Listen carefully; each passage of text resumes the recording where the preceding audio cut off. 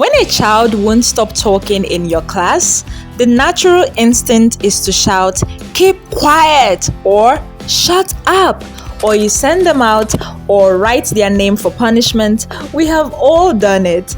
But here is what nobody tells you. A talkative child is not fighting you.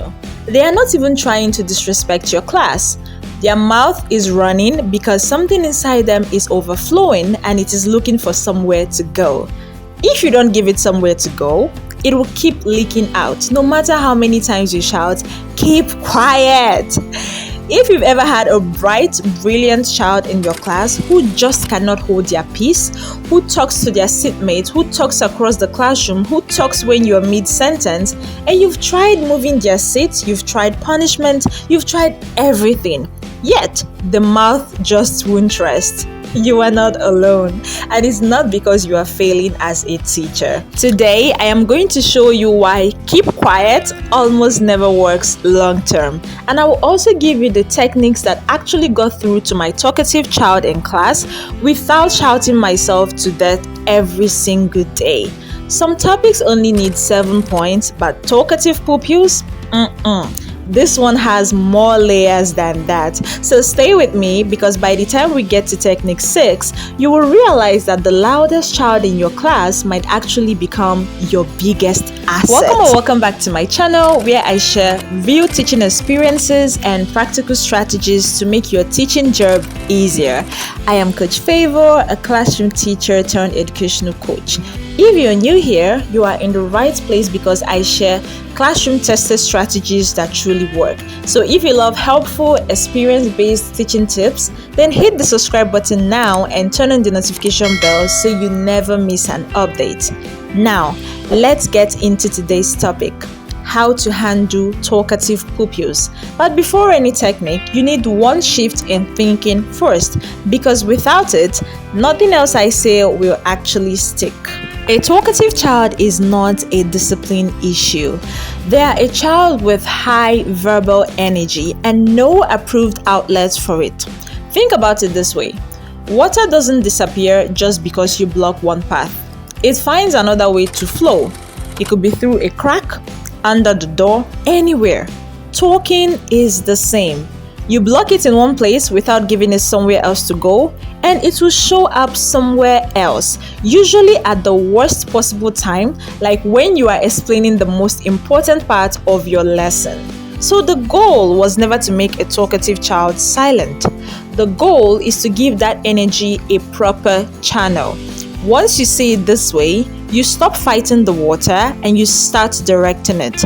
And the very first place to direct it is somewhere most teachers never think to look, right at the start of your lesson, before the talking even begins. So let's get right into the techniques.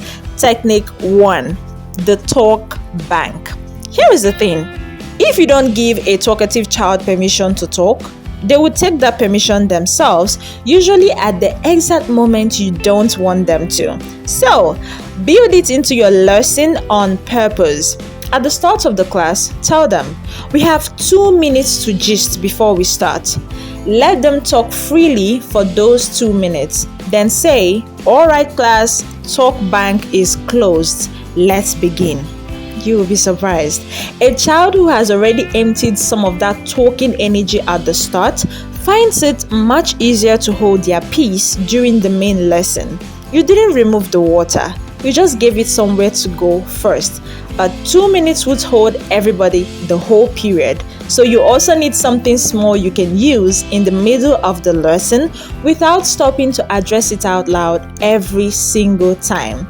That takes us to technique 2, the proximity pause. When a child starts talking mid-lesson, our instinct is to stop and call them out. "You there, keep quiet." But that actually rewards the talking with attention, and worse, it interrupts your own flow too. Instead, keep talking, but slowly work towards that child as you talk. Stand right beside their desk, still teaching the class, not even looking at them directly. 9 times out of 10, the talking will stop on its own, because your presence alone is the correction. No stopping, no shaming, no drama. You don't lose a single second of your lesson. Now, proximity works for in the moment talking, but some children need something even quieter than that, something that don't require you leaving your spot at all, which takes us to technique 3, the silent signal. Agree on a private signal with your talkative pupils beforehand. It could be a finger to your lips, it could be a specific hand signal, even a light tap on their desk as you pass.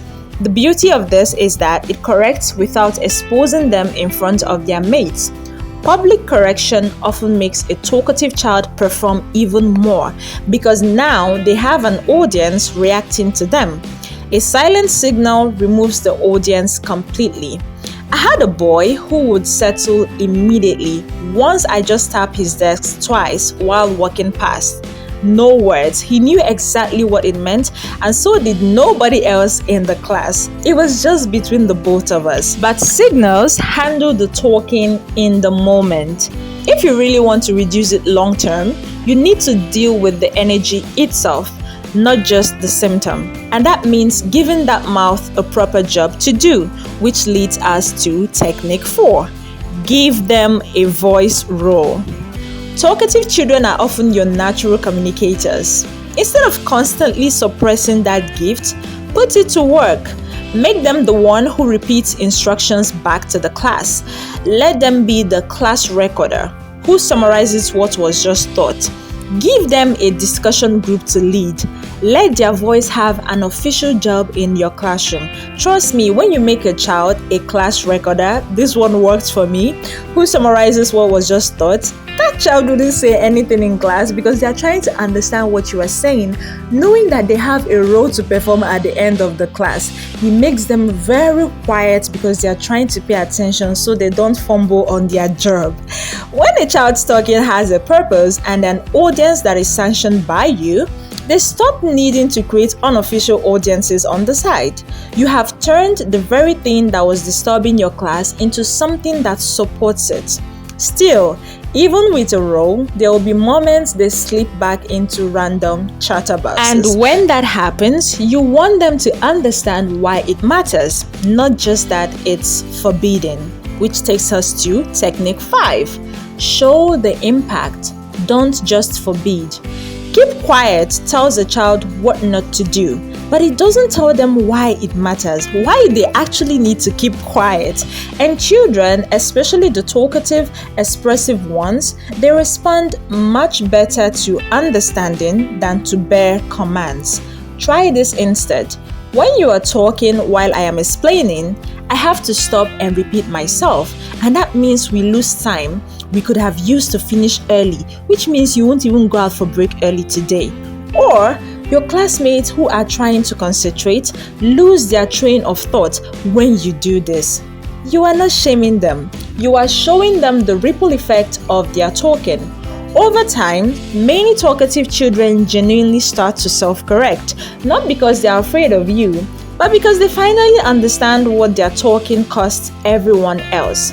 Now, all these techniques handle the talking that happens without permission. But there is a structural fix too, something about how your lesson itself is built that can prevent a huge amount of the talking before it even starts. This leads us to technique 6, building structured talk time. This is the one I promised you. A lot of this disruptive talking happens because your lesson has long stretches where children are expected to sit and absorb silently with no outlet at all. That's simply not how young, energetic minds work. So, build small turn and talk moments into your teaching. Every 10 to 15 minutes, pause and say, turn to your neighbor and tell them one thing you've just learned, or turn to your neighbor and say this, whatever it is you want them to say. 30 seconds, then bring them back to the lesson. This does two things. It gives your naturally talkative pupils regular approved chances to speak, so the pressure doesn't build up and spill over.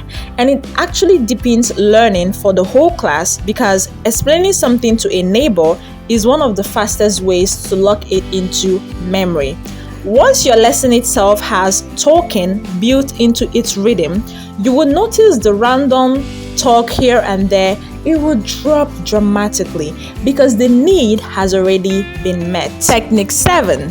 Sit them with purpose, not punishment. Many of us move a talkative child's seat as punishment, usually to the front alone, facing the wall almost. But sitting can be a tool, not just a consequence. Sometimes sitting them beside a calm, focused pupil helps them regulate because energy is contagious both ways.